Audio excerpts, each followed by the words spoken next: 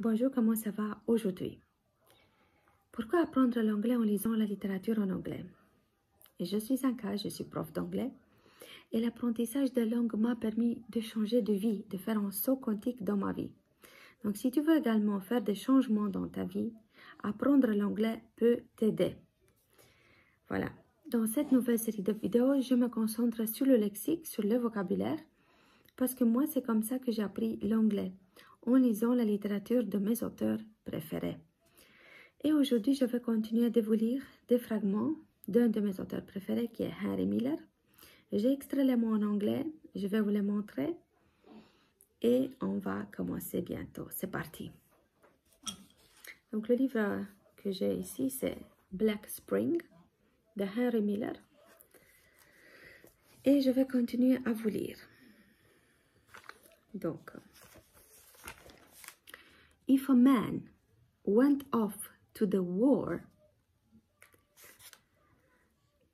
I remember only that he came back of a Sunday afternoon and standing in front of the minister's house,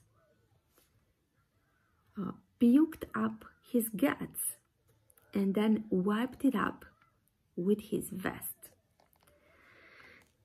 Such was Bob Ramsey, the minister's son. I remember that everybody liked him. He was the black sheep of the family. They liked him because he was a good for nothing, and he made no bones about it. Sundays or Wednesdays made no difference to him.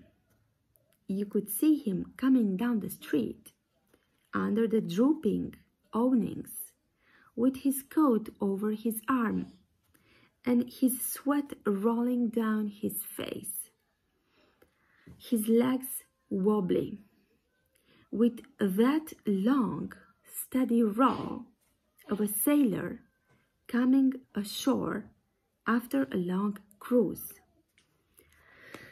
The tobacco juice dribbling from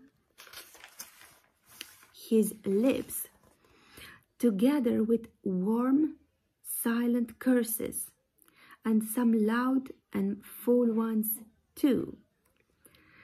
The utter indolence, the insouciance of the man, the obscenities, the sacrilege.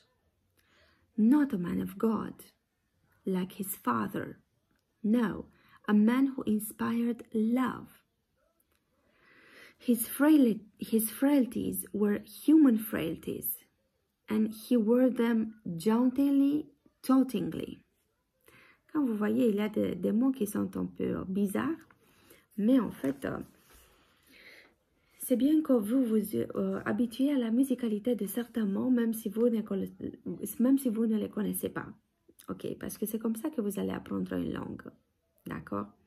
Donc, on va traduire le texte. So, if a man went off to the war. Donc, j'ai extrait ici quelques mots, je vais vous montrer. Donc, le premier mot que j'ai extrait, c'est to go off to. To go off to, ça veut dire partir. Donc, je vous invite à sortir vos cahiers d'apprentissage et comme ça, vous allez noter les expressions, les mots. To puke up, ça veut dire vomir. Désolé, c'est l'auteur qui a choisi ces mots. Wipe, ça veut dire essuyer. To wipe your tears, ça veut dire essuyer tes larmes. Drooping, ça veut dire tombant. Owning, ça veut dire store. Store. Oui, store. Sweat, ça veut dire transpiration. Wobbly, ça veut dire bancal. Steady, ça veut dire stable. Okay. Ashore, ça veut dire à terre. Dribble, ça veut dire laisser tomber. Fall, ça veut dire faute. Utter indolence, ça veut dire prononcer. Utter, prononcer. Ou pousser. Ok. Frailty, ça veut dire fragilité.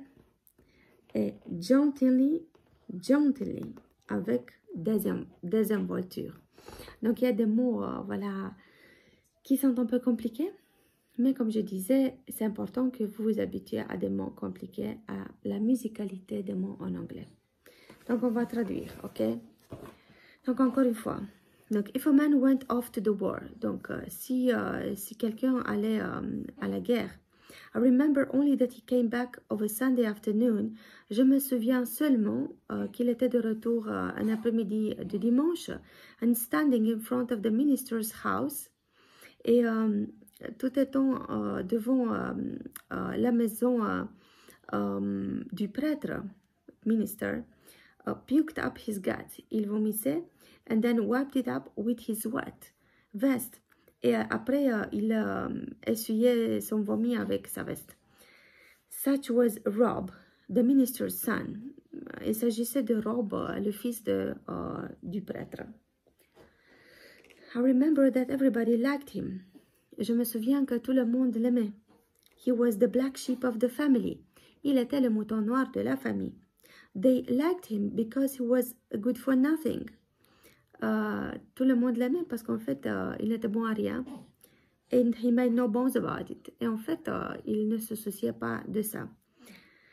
Sundays or Wednesdays, les dimanches et les mercredis, made no difference to him. En fait, qu'il s'agissait, si c'était un dimanche ou c'était un mercredi, ça ne faisait pas de différence pour lui.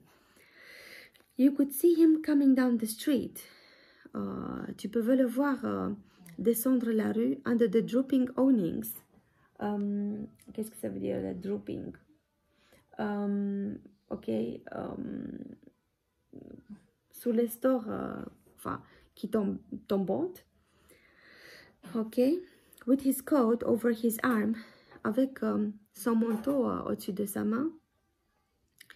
And the sweat rolling down his face, et la transpiration coulant sur son visage.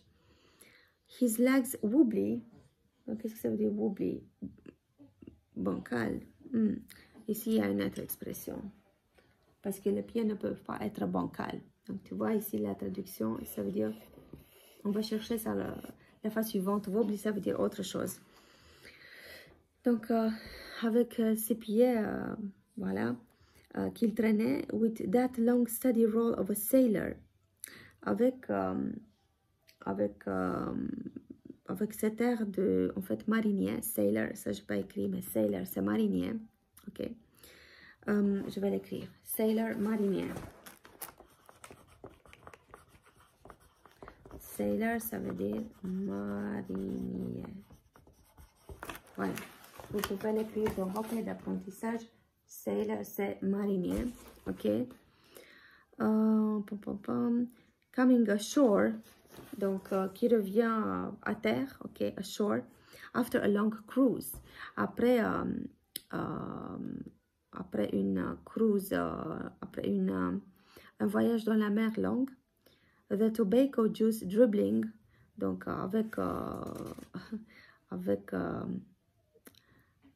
ces traces de fumée, voilà, qui coulaient de ses lèvres, dribbling from his lips, together with warm, silent courses, ensemble avec des mots pas très polis, and some loud and full ones too, et aussi d'autres mots pas très polis. The utter indolence, utter, en fait, utter, qu'est-ce que c'est ça? Prononcer. Donc, en fait, ces paroles indolentes, l'insouciance, the insouciance of the man, l'insouciance de cette personne, en fait, qui n'était pas, not a man of God, like his father, qui n'était pas un homme de Dieu, tout comme son père. Voilà. His frailties, ses fragilités, were human frailties. Voilà. Donc, c'est tout pour aujourd'hui. Le mot à chercher, ça va être totingly. Totingly, ça va être le mot à chercher pour la fois suivante. J'espère que vous avez aimé la vidéo. Si c'est le cas, n'oubliez pas de liker cette vidéo et de vous abonner à cette merveilleuse chaîne YouTube. Je vous dis à très bientôt. See you soon.